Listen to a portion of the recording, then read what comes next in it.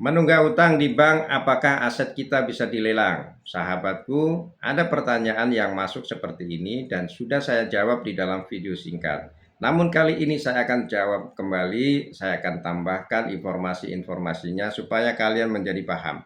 Jadi begini sahabat, untuk melakukan penyitaan atau pelelangan aset, perbankan memiliki kewenangan jika aset itu memang sejak dari awal dijaminkan oleh pihak debitur kepada krediturnya secara resmi dan mempunyai hak tanggungan. Namun untuk melakukan atau melaksanakan eksekusi lelang atau menyita aset dari debitur itu memiliki beberapa tahapan. Yang pertama, saya akan jelaskan syarat utama aset bisa dilelang. Syarat utama aset bisa dilelang itu, sahabat, pertama harus ada agunannya secara resmi. Jadi ada agunan secara resmi dari sejak awal meminjam dengan perjanjian resmi dan legalitas aset atau legalitas barang jaminan tersebut. Lalu kemudian statusnya wan prestasi. Jadi untuk bisa dilelang atau untuk bisa dilakukan penyitaan aset oleh pihak perbankan harus statusnya wan prestasi dulu. Si debitur melakukan wan prestasi, kemudian perbankan melakukan penyitaan aset dan aset tersebut bisa dilelang. Namun apakah bisa langsung dilelang? Jawabannya tidak bisa. Jadi masih harus melalui tahapan-tahapan selanjutnya. Nah, tahapan selanjutnya sahabatku adanya surat peringatan. Setelah debitur wan prestasi, pihak perbankan harus memberikan surat peringatan. Surat peringatan pertama, surat peringatan kedua, dan surat peringatan ketiga. Setelah itu baru aset tersebut dilakukan sita oleh perbankan karena memiliki hak tanggungan. Nah, setelah dilakukan sita, maka pihak perbankan sebelum melakukan lelang, ya, sebelum melakukan lelang karena aset ini milik debitur, sebelum melakukan lelang dia wajib memberitahukan kepada debiturnya dan juga wajib mengumumkan proses lelang itu secara transparan. Tidak boleh sembunyi-sembunyi atau diam-diam ya. Jadi proses lelangnya itu harus ditempuh, tidak boleh diam-diam dan harus transparan. Dan pihak debitur juga harus diberitahu sahabatku ya. Kemudian pihak perbankan juga melalui prosesnya dia akan mengajukan terlebih dahulu kepada kantor ya, kepada kantor pemerintahan yaitu Pelayanan Kekayaan Negara dan Lelang atau KPKNL ya. Setelah dia melakukan permohonan lelang ya, permohonan lelang kepada kantor kekayaan negara dan lelang, maka akan dilakukan penilaian aset. Jadi pihak perbankan juga tidak semena-mena menaksirkan harga di bawah standar. Dia harus menggunakan apresial ya. Apresial itu taksiran aset yang harga asetnya yang kira-kira wajar. Jangan juga di bawah tangan ya, di bawah pasaran. Kalau di bawah pasaran sangat merugikan debitur.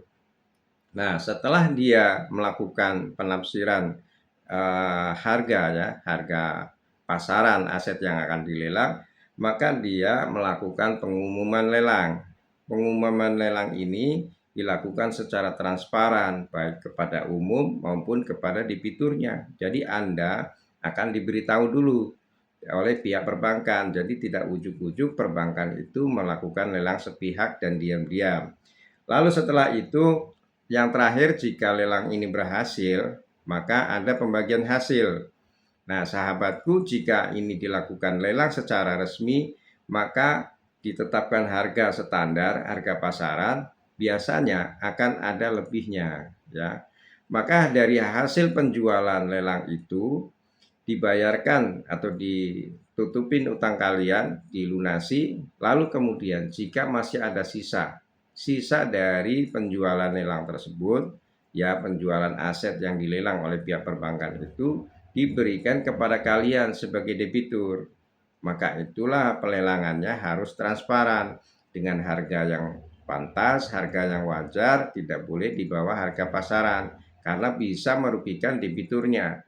Nah, jika ada harganya sangat wajar, misalkan contohnya, dan juga kalian menjualnya secara transparan, dijual secara resmi, kemudian kalian bisa menyelesaikan utang kalian di perbankan. Lalu jika masih ada sisa dari pelunasan itu adalah haknya debitur. Perbankan wajib mengembalikan sisa penjualan itu kepada debiturnya. Nah, inilah sahabatku, kenapa harus saya jelaskan informasi ini kepada kalian.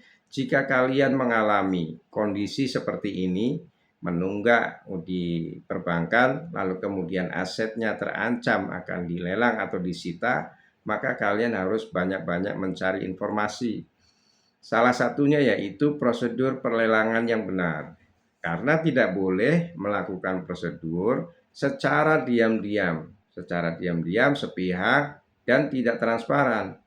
Nah, untuk menentukan harga pasaran, pihak perbankan juga harus menggunakan pihak ketiga atau apresial yang independen yang bisa menunjukkan harga wajar dan sesuai pasaran. Sehingga ketika aset ini dijual, tidak merugikan debiturnya. Nah, setelah selesai dijual, hasil penjualan ini diberikan kepada pihak perbankan untuk melunasi hutang kalian, maka sisanya dikembalikan kepada kalian. Nah, inilah prosedur pelelangan secara aturan yang berlaku. Jika perbankan melakukan pelelangan-pelelangan di luar standar atau tidak transparan atau sepihak, maka kalian wajib melakukan upaya hukum gugatan.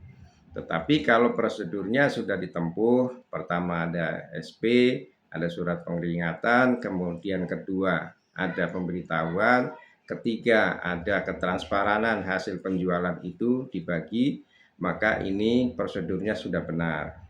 Jika kalian menjadi korban pelelangan-pelelangan yang gelap, pelelangan-pelelangan yang ilegal, atau perampasan-perampasan aset yang tidak resmi, maka kalian bisa menggugat kepada pengadilan negeri atau kepada pengadilan perdata. Nah, inilah sahabatku pemahaman yang ingin saya sampaikan kepada kalian. Semoga kalian mempunyai bekal jika kalian mengalami kondisi dalam keadaan menunggak dan aset kalian sedang terancam akan disita, maka lakukanlah ini. Ya, telusuri informasi-informasinya. Jangan sampai kalian ketinggalan informasi dan tiba-tiba aset kalian dilelang secara diam-diam. Nah, semoga informasi ini bermanfaat untuk kalian. Jika video ini bermanfaat, silahkan kalian like, subscribe, dan share kepada teman-teman kalian. Dan jika ada yang ingin kalian tanyakan, bisa kalian sampaikan di kolom komentar. Semoga bermanfaat untuk kalian semua. Tetap semangat dan salam cerdas hukum.